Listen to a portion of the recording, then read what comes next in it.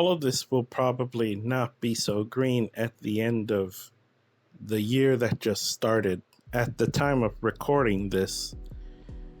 But I thought, well, let's do this episode kind of, capsule monologues like.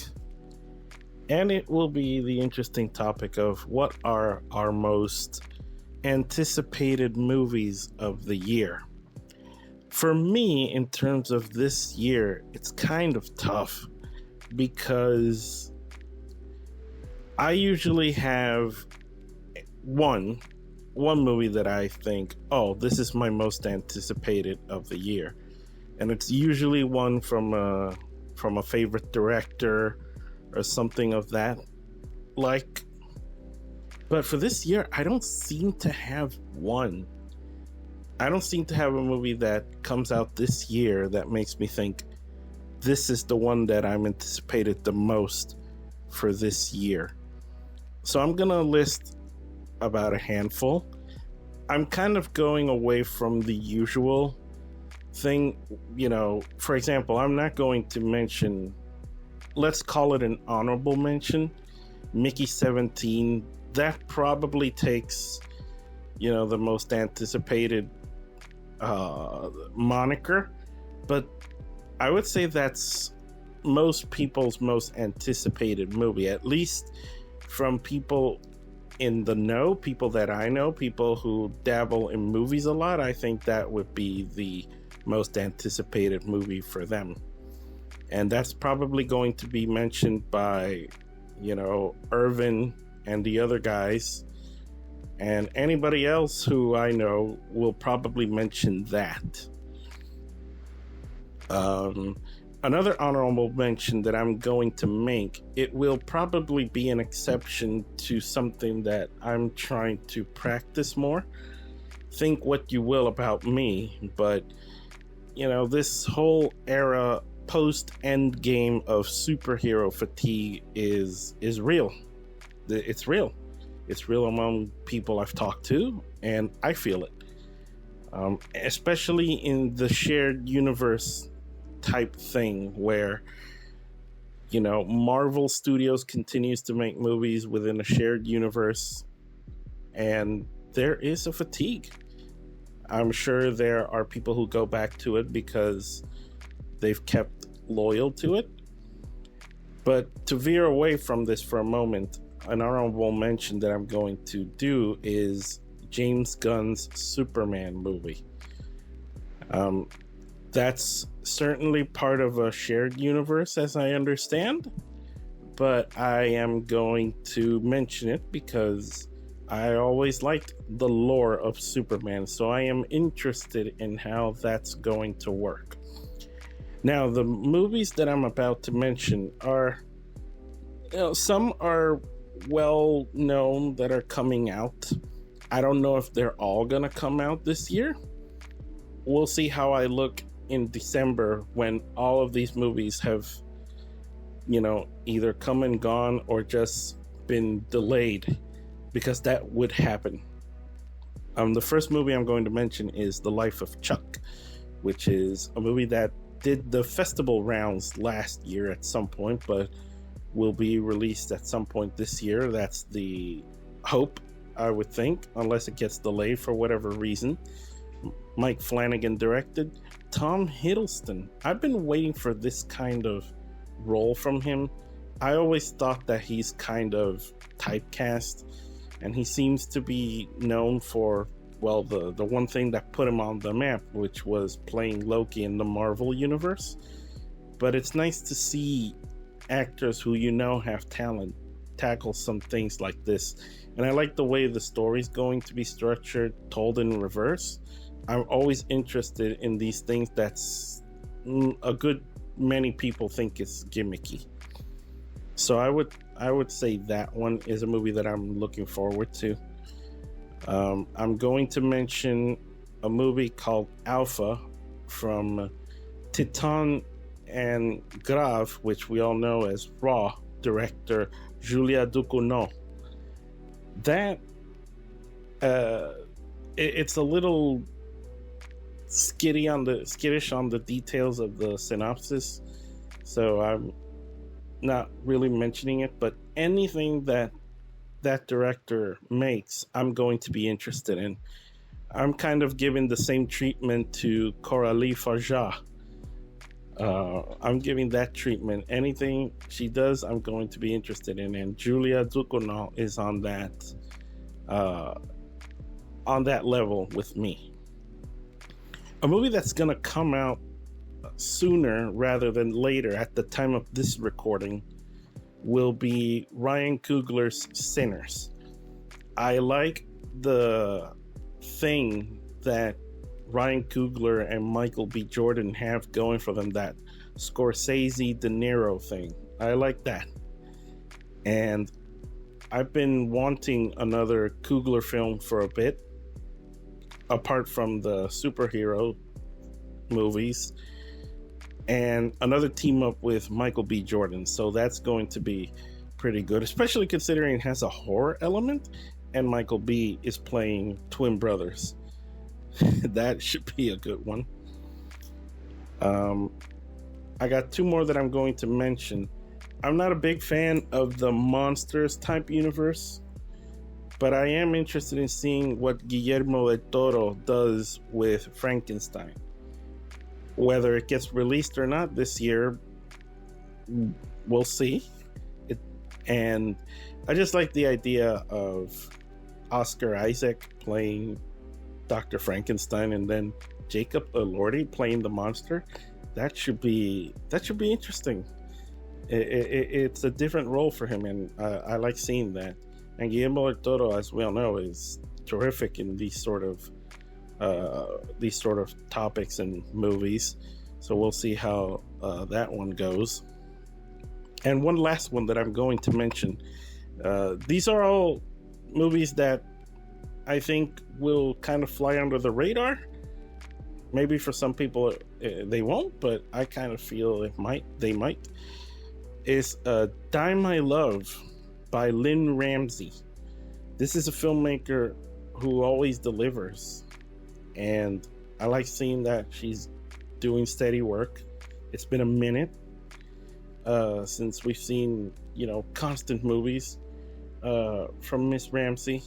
I really enjoy We Need to Talk About Kevin. I really liked Morven Callar from her. And this one is going to be Robert Pattinson, Jennifer Lawrence.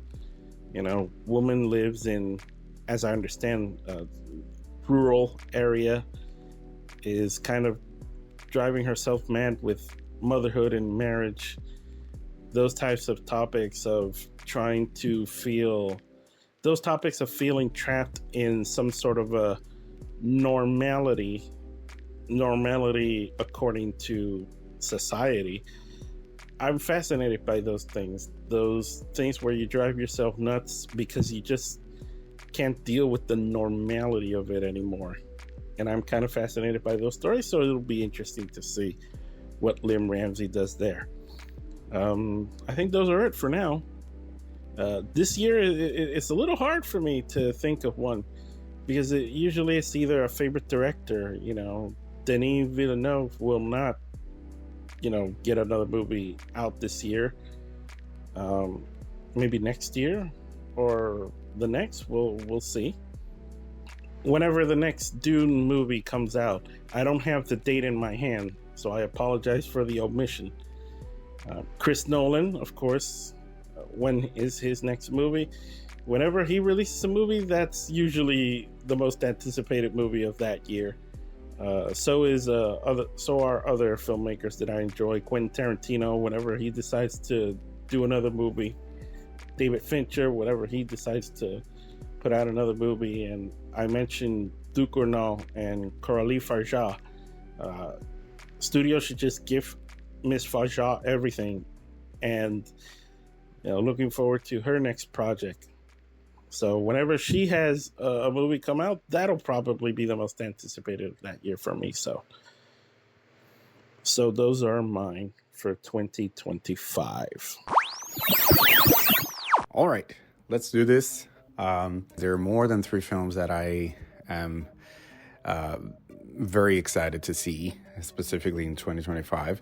But I'll say that I'm going to start with none other than Mission Impossible, The Final Reckoning, coming in May. I think that this is absolutely one of my most anticipated films of probably any year. If it would have been released in any year, I would have been equally as excited, because I am looking forward to this conclusion of this epic, incredible franchise. And I mean, I'll say final with quotation marks, because I don't think that this is going to end like that.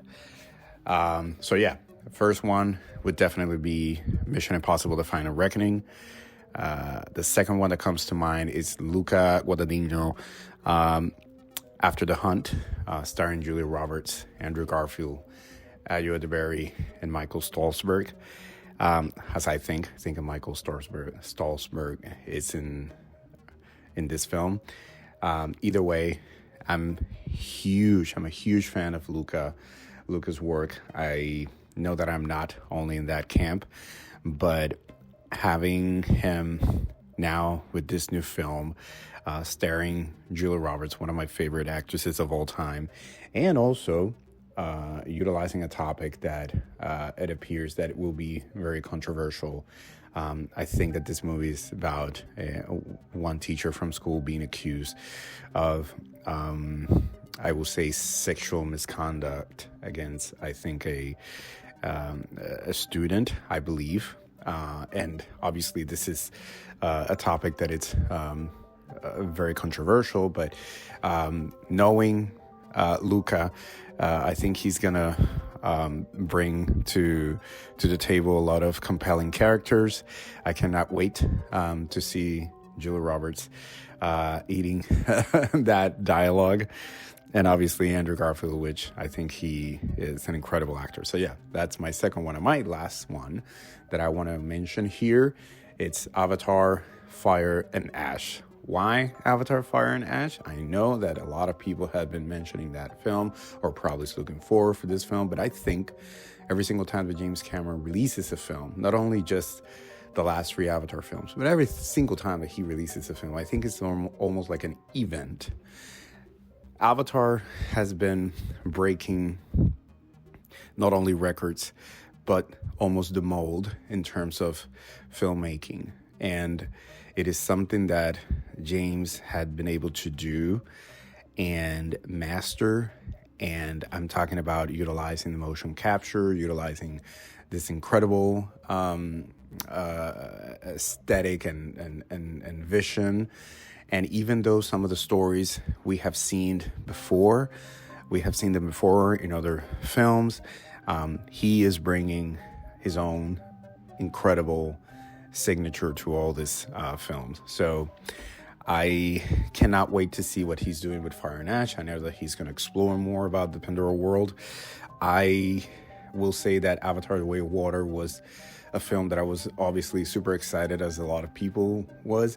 But when I sat down and saw this, my connection with the world and how James is telling the story of the Na'vi, utilizing these characters, I think it's formidable. So yeah, those are my top 3 most anticipated films. But I gotta say that it's absolutely I'm waiting, expecting to see Sinners from Ryan Coogler, Guillermo del Toro's Frankenstein, that it's coming in November. And also, I know that Paul Thomas Anderson, Leonardo DiCaprio apparently are going to release their own film. I think it's One Battle After Another later this year. I'm hoping that's what happens. I am also excited to see Darren Aronofsky's Caught Stealing with Austin Butler, Regina King, and Bad Bunny. So I'm super excited. I think that this is 2025 will be an exciting year in film. And I am also looking for these indie darling films that steals obviously my heart, and that I've been championing for a while now. And I'm hoping that we will get amazing and incredible films. But those are my top 3 on top of my head. And the other ones that I mentioned are just like honorable mentions of films that I am also super excited to see. But mostly I'm focusing and super excited for those two big blockbuster films and one compelling drama that I'm hoping that really it's a remarkable one, right? So yeah, that's what I got.